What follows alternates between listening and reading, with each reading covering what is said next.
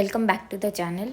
सो last lecture में हम कर रहे थे an economic theory of contract law और हमने कंप्लीट करा था अपना bargain theory. Bargain theory complete करने के बाद उसमें हमने देखा था बार्गेन थ्योरी ने किस तरीके से offer plus acceptance plus consideration की हमको डिस्टिंक्शन दी है एंड हमने उसकी पॉजिटिव्स एंड नेगेटिव्स भी देखा था बार्गेन थ्योरी का। अब जो हम लोगों ने आइडिया निकाला बार्गेन थ्योरी में, ये तो देख लिया कि इनकी डिस्टिंक्शन तो बार्गेन थ्योरी देता है, बट ये एक गुड थ्योरी नहीं है because of the over inclusions and under inclusions जो ये थ्योरी करता है। तो इसके लिए अब हमको रिप्लेस करनी पड़ेगी एक नई थ्योरी ऑफ कॉन्ट्रैक्ट लॉ से। तो यहीं पे जो ऑथर्स हैं वो एक नई कूटर एंड उलिन जो है वो एक नई better theory of contract law बनाना चाहते हैं, जो better theory economic theory of contract law बनाना चाहते हैं। तो देखो हमारा पहला आइडिया क्या रहेगा, हमारा पहला आइडिया रहेगा जो हमने चैप्टर 5 की फर्स्ट वीडियो में भी देखा था कि जो लॉ है उसके बहुत सारे गोल्स हो सकते हैं, राइट। जैसे कि जस्टिस हो सकता है, इन पर्टिकुलर अगर हम बात करें डिस्ट्रीब्यूटिव जस्टिस एक लॉ का गोल हो सकता है, डिस्ट्रीब्यूटिव जस्टिस। फिर एक हम लोगों का लॉ का गोल हो सकता है आपका फेयरनेस का। फिर एक रोल हो सकता है इकोनॉमिक एफिशिएंसी का। तो जिस तरीके से हम इस चैप्टर को इकोनॉमिक पर्सपेक्टिव से, इस पूरी बुक को ही सब्जेक्ट को इकोनॉमिक पर्सपेक्टिव से देखेंगे तो हम एक इकोनॉमिक एफिशिएंसी के पर्सपेक्टिव से ही एक थ्योरी डेवलप करने की कोशिश करेंगे। तो अब आप इसमें रेपिटेटिवली देखोगे इस बुक में क्या किया जाता है। एक फॉर एग्ज़ाम्पल ये आपको आगे के चैप्टर्स में भी हेल्प करेगा। क्या करेंगे हम लोग, एक कॉन्ट्रैक्ट देखेंगे, हम एक कॉन्ट्रैक्ट लॉ देखेंगे, एक केस देखेंगे, ठीक है। और उस केस में हम देखेंगे कि एफिशिएंट आउटकम क्या होना चाहिए इकोनॉमिक पर्सपेक्टिव से, उस चीज़ का, उस सिचुएशन का एफिशिएंट आउटकम क्या होना चाहिए। और फिर हम देखेंगे कि एक्चुअली लोग क्या करते हैं, एक्चुअली आउटकम क्या आता है, ठीक है। और अब हम इन दोनों को कोइंसाइड करने की कोशिश करेंगे बाय इम्पोजिंग सर्टेन थिंग्स। कोई डैमेज के फॉर्म में हो सकता है, कोई पेनल्टी के फॉर्म में हो सकता है, कोई कुछ भी हम देखेंगे। तो हम लोग ये इसी तरीके से बुक फॉलो होगी। हम लोग पहले तो इस केस का, कॉन्ट्रैक्ट का, क्योंकि अभी ये यूनिट कॉन्ट्रैक्ट का चल रहा है, तो जो भी पर्टिकुलर केस होगा उसमें हम देखेंगे कि इकोनॉमिक्स हमें एफिशिएंट आउटकम क्या देता है। फिर हम देखेंगे बिकॉज जो एजेंट्स होते हैं वो प्राइवेट प्लेयर्स हैं, तो उनका एक्चुअल आउटकम मतलब उनका प्राइवेट आउटकम क्या रहता है, वो प्राइवेटली क्या परस्यू करते हैं। यहाँ पे एफिशिएंट आउटकम का मतलब सोशल आउटकम क्या होता है। और फिर हम इन दोनों के बीच में जो गैप आता है, जो एक एक्सटर्नैलिटी और डिस्टॉर्शन क्रिएट करता है, उसको करेक्ट करने की कोशिश करेंगे थ्रू आवर लॉ। तो यहीं से ही हम एक इकोनॉमिक एफिशिएंसी के पर्सपेक्टिव से एक हमको थ्योरी बनानी है, ठीक है। तो हमने लास्ट में देखा कि वो प्रोमिसेस एनफोर्स होते हैं if promisor and promisee both wanted enforceability when it is made. ये जो चीज़ थी, ये बार्गेन थ्योरी जो था ये अलाउ नहीं कर रहा था। हमने एक एल्यूमिनाई एंड कॉलेज का एग्जांपल देखा, किस तरीके से एल्यूमिनाई भी चाहता है कॉलेज में लाइब्रेरी बनाना, कॉलेज भी चाहती है, बट बिकॉज फंड्स में डील है तो बार्गेन थ्योरी तो बोलता है कि ये इधर तो अभी कॉन्ट्रैक्ट बन नहीं सकता है। तो ये वाली चीज़ भी हमको ओवरकम करनी है। तो इस वाले में अगेन हम वही सेम क्वेश्चन जो बार्गेन थ्योरी में पूछा था कि कौन से प्रोमिसेस एनफोर्स होने चाहिए, वो क्वेश्चन देखेंगे। और सेकंड क्वेश्चन कि अगर प्रॉमिस एनफोर्स नहीं होता है उसके ब्रीच के लिए क्या पनिशमेंट होनी चाहिए। उसके ब्रीच के लिए एक्चुअली में पनिशमेंट से ज़्यादा we should use the word remedy होनी चाहिए, बिकॉज पनिशमेंट काइंड ऑफ एक क्रिमिनल लॉ के बेसिस में चलता है। तो अभी तो हम सिविल लॉ देख रहे हैं, तो यही हम दो क्वेश्चन को वापस से परस्यू करेंगे एक new economic theory of contract enforcement में। तो क्या ऑथर्स क्या बोलते हैं कि देखो ये एक सिंपल सी बात है कि आप जब प्रॉमिस देते हो और जब आप उस प्रॉमिस को परफॉर्म करते हो, एक पैसेज ऑफ टाइम आता है। फॉर एग्ज़ाम्पल आज 1 जनवरी को आपने प्रॉमिस दिया टू बिल्ड अ हाउस और आप हाउस बनाना शुरू करोगे 1 मई से, may be we can say 11 मई से। तो एक्चुअल वर्क प्रोग्रेस होगा, एक्चुअल परफॉर्मेंस 11 मई से शुरू होगी। तो इन दोनों डेट्स के बीच में देखो पैसेज ऑफ टाइम है, इन दोनों के बीच में गैप है। जब प्रॉमिस दिया गया है, जब उसकी परफॉर्मेंस हो रही है, इनके बीच में टाइम है। तो अब बताओ, जब ये गैप आ जाता है तो उससे एक स्वाभाविक सी चीज़ है, अनसर्टिनिटी अराइज हो सकती है। अनसर्टिनिटी कुछ भी हो सकती है।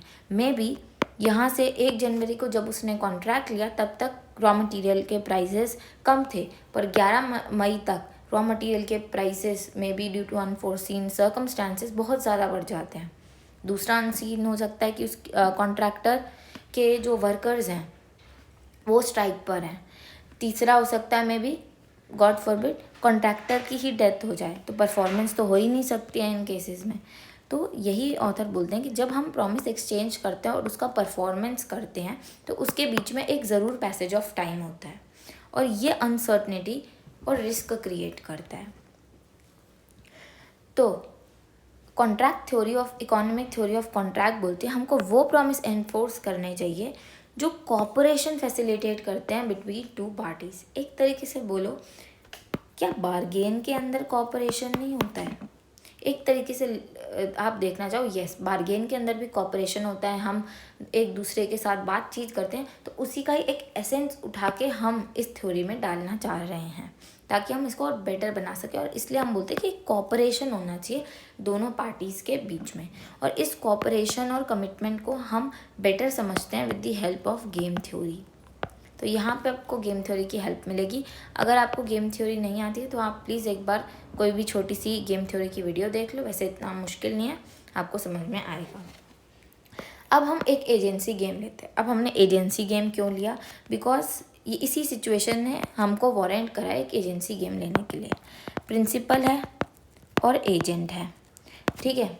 तो ये वाले सिचुएशन प्रिंसिपल एजेंट की कैसे बन जाती है और हम इसको एजेंसी गेम के हिसाब से कैसे देख सकते हैं? देखो, मैंने आपको बोला कि मेरा घर बना दो, मेरा घर बना दो। आप हो गए कॉन्ट्रैक्टर, आप हो गए कॉन्ट्रैक्टर, मैं हूँ प्रिंसिपल, ठीक है। तो बिल्कुल हो सकता है कि आप मुझे एक होल्ड आउट पोजीशन में रख दो कि आप मेरा से पैसा ले लो और आप कभी घर बनाओ ही ना। तो एक जब आप प्रिंसिपल एजेंट मैनेजमेंट के केसेस में देखते हो तो आपको एक सिमिलर सा पैटर्न यहाँ पे भी नज़र आएगा कि उसी डायनामिक्स वही प्ले हो रहे हैं प्रॉमिसर और प्रॉमिसी के बीच में। तो यहाँ पर हम एजेंसी गेम में देखते हैं कि ये कॉन्ट्रैक्ट नहीं हो रहा है, ठीक है। ये लोग कॉन्ट्रैक्ट में नहीं एंटर हो पा रहे हैं। और कॉन्ट्रैक्ट में क्यों नहीं एंटर हो पा रहे हैं? मे बी जो नेगोशिएशन कॉस्ट है वो बहुत ज़्यादा हाई है। मे बी उनको लगता है कि कॉन्ट्रैक्ट में एंटर हो गए तो जो कोर्ट रूलिंग देगा, अगर कुछ हो जाता है, अनहोनी सी हो जाती है, तो फॉल्टी रूलिंग्स आएगी, एरर होगा कोर्ट की जजमेंट पे, तो वो कॉन्ट्रैक्ट में एंटर नहीं करते हैं। तो प्रिंसिपल कौन हुआ? आई एम द प्रिंसिपल, मैंने आपको इन्वेस्ट करती हूँ, मैं इन्वेस्ट करती हूँ या फिर मैं इन्वेस्ट नहीं करती हूँ। फिर एजेंट, जब मैं इन्वेस्ट नहीं करती हूँ तो दोनों का पे ऑफ क्या होता है? 0-0। आप यहाँ पे बेटर समझोगे। एक प्रिंसिपल है, मैंने आपको बोला कि आप मेरा घर बनाओ, मैं प्रिंसिपल हूँ, मैं या तो अपना पैसा इन्वेस्ट करूँगी आप में, या मैं अपना पैसा इन्वेस्ट नहीं करूँगी। अगर मैंने पैसा इन्वेस्ट ही नहीं करा तो जो पे ऑफ मुझे मिलेगा 0 मिलेगा, और जो आपको पे ऑफ मिलेगा वो भी 0 मिलेगा, किसी को कुछ भी नहीं मिल रहा है। फिर एजेंट हुए आप मेरा काम ले रहे हो, आप मेरे को काम करके दोगे। अब इसमें 2 सिचुएशन हो सकती है अगेन, कि आप कॉपरेट कर सकते हो या अप्रोप्रिएट कर सकते हो। अब देखो, कॉपरेट या अप्रोप्रिएट का मतलब क्या? मेरा पैसा लेके भाग गए या उसका मिसयूज़ कर दिया, मेरे पैसे का मिसयूज़ कर दिया। ये जो अगर आप कॉपरेट करोगे तो ये प्रोडक्टिव आउटकम है, पर जब आप अप्रोप्रिएट करते हो तो ये रीडिस्ट्रीब्यूटिव होता है। अभी हम देखते हैं कैसे, अभी आपको इन दोनों का मतलब समझ में आएगा। रीडिस्ट्रीब्यूटिव, तो जब आप कॉपरेट करते हो तो मुझे भी वैल्यू मिलती है 0.5, मैंने इन्वेस्ट करा फॉर एग्जांपल 1 करोड़ रुपए इन्वेस्ट करा, मुझे वैल्यू मिलती है 0.5 की, मतलब 50 लाख की मुझे वैल्यू मिलती है। आपको भी इससे प्रॉफिट होता है 50 लाख का। ग्रेट। एंड अप्रोप्रिएशन में क्या होता है? मेरा तो एक गया, मेरा तो 1 करोड़ रुपए डूब गया, बट बिकॉज कोई कॉन्ट्रैक्ट नहीं था, मैं कोर्ट के पास भी नहीं जा सकती हूँ, आपको मिल जाता मेरा पूरा 1 करोड़ रुपए। मिल नहीं जाता, आप मेरा पैसा ले लेते हो मुझसे। तो इसलिए हम बोलते हैं ये रीडिस्ट्रीब्यूटिव है। रीडिस्ट्रीब्यूटिव कैसे? एक की वेल्थ दूसरे पे ट्रांसफ़र हो जाती है। ये प्रोडक्टिव है। क्यों? क्योंकि 1 करोड़ तो मेरा पड़ा ही है, 1 करोड़ तो मेरा पड़ा ही है इन्वेस्टेड अमाउंट, साथ में मुझे 0.5 का एडिशनल रिवॉर्ड भी मिल रहा है, बिकॉज वो काम कंप्लीट हो जाता है। तो इसको ऐसे मत समझना कि ये 1 करोड़ का 0.5 हुआ, इसको आप 0.75 भी ले सकते हो, 0.75 भी ले सकते हो। ठीक है। अब इन केसेस में अगर हम गेम थ्योरी से सब नैश इक्विलिब्रियम देखें तो आप इधर कंसंट्रेट करो, 1 हमेशा ग्रेटर रहेगा, 1 ग्रेटर है। हम अभी देख रहे हैं कि बेनिफिट आपको इन्वेस्टेड अमाउंट से ज़्यादा नहीं मिल सकता है। आपको 1 करोड़ तो आप ये चूज़ करोगे। तो इस केस में सब SPNE जो है हमारा, SPNE -1 बनाता है। अब क्या होता है, -1 बनाया, अब ये गेम हम खेलेंगे। ये गेम देखो, अब प्रिंसिपल देखेगा कि पहले केस में तो मेरे को 1 करोड़ का लॉस हो रहा है, और जब मैं इन्वेस्ट नहीं करता हूँ तो मुझे कोई लॉस नहीं हो रहा है, कोई प्रॉफिट भी नहीं हो रहा है। तो प्रिंसिपल ये चूज़ करेगा, और ये हम लोगों का इस गेम का SPNE हो जाएगा, और सब्सिक्वेंटली ये हमारा नैश इक्विलिब्रियम बन जाएगा। तो इक्विलिब्रियम स्टेट में विदाउट कॉन्ट्रैक्ट में कोई भी इन्वेस्टमेंट नहीं होगी। अब अगर हम कॉन्ट्रैक्ट बनाते हैं जहाँ पे पार्टीज़ एनफोर्सिबल कॉन्ट्रैक्ट में एंटर कर सकते हैं, तो उसका एक बेनिफिट क्या होता है कि यहाँ पे एप्रोप्रिएशन नहीं हो सकता है। एप्रोप्रिएशन अगर होगा भी, अगर एप्रोप्रिएशन यस होता भी है तो डिफ़ॉल्ट पेनल्टी लगेगी जिसने एप्रोप्रिएट करा है फंड। तो यहाँ पे क्या होता है, ऐसे सेम प्रिंसिपल इन्वेस्ट करेगा 1 करोड़, नॉट इन्वेस्ट करता है, इन्वेस्ट नहीं करेगा तो 0 आएगा। एजेंट के पास 2 ऑप्शन है, परफॉर्म करे या कॉन्ट्रैक्ट को ब्रीच करे। देखो अब हम क्योंकि कॉन्ट्रैक्ट में आ गए तो उसका जो गेम है वो या तो परफॉर्म करना होगा, उसके जो एक्शंस है या तो परफॉर्म करना होगा या ब्रीच करना होगा। तो जब वो परफॉर्म करता है उसको 0.5, दोनों को 0.5 मिलता है। जब वो ब्रीच करता है तो क्या होता है, हम अभी एज्यूम कर रहे हैं कि कोर्ट उतना ही पेनल्टी लगाएगा जितनी वैल्यू प्रिंसिपल को मिलनी थी अगर ब्रीच नहीं होता, अगर परफॉर्मेंस होती। मतलब कि ये वैल्यू अगर परफॉर्मेंस होती मेरे कॉन्ट्रैक्ट की तो मेरे प्रिंसिपल को 0.5 की वैल्यू मिलती। तो अब हम बोलते हैं कोर्ट उतनी ही पेनल्टी लगाएगा। कोर्ट ने -0.5 की पेनल्टी लगाई और 0.5 की पेनल्टी लगाई। अब आप इस गेम को देखो, हम थोड़ा सा क्लियर कर देते हैं। अब आप आराम से इस गेम को देखो। इस गेम में, इस सब गेम में आप एक्शन 2 देखो, प्लेयर 2 के एक्शंस देखो। इसमें वो 0.5 चूज़ करेगा या -0.5, वो 0.5 चूज़ करेगा। तो ये हमारा SPNE बन जाता है। फिर हम यहाँ पे लिख लेते हैं 0.5 और ये 0.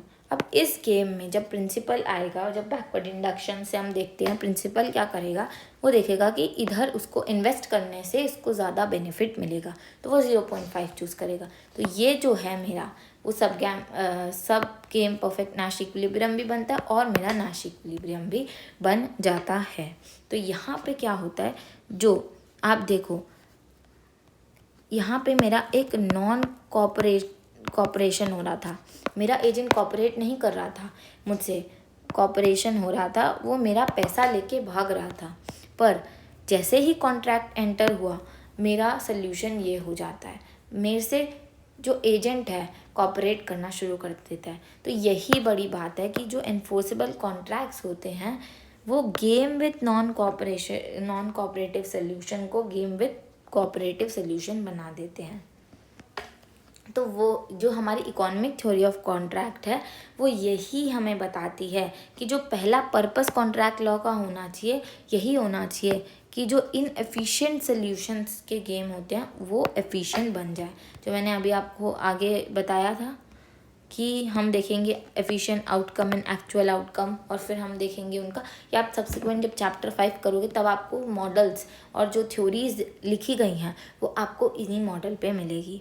और जो making contracts commit the second player to cooperate. तो यहाँ पे आपको दो इंसाइट्स मिलनी चाहिए। एक तो जब हम कॉन्ट्रैक्ट बनाते हैं तो उसने हमको कॉपरेशन फैसिलिटेट किया, कॉपरेशन। और सेकंड चीज़ जो हमको दी कॉन्ट्रैक्ट के थ्रू, हमको एक कमिटमेंट मिल गया सेकंड प्लेयर से, जो विदाउट कॉन्ट्रैक्ट में मिसिंग था। विदाउट कॉन्ट्रैक्ट में कॉपरेशन भी मिसिंग थी और कमिटमेंट भी मिसिंग थी। तो इस तरीके से छोटा सा टॉपिक था। आप एक बार अपनी रीडिंग से भी रीड कर लीजिए एंड नेक्स्ट पार्ट में हम और चीज़ें सीखेंगे। Thank you very much. Have a nice day. Bye bye.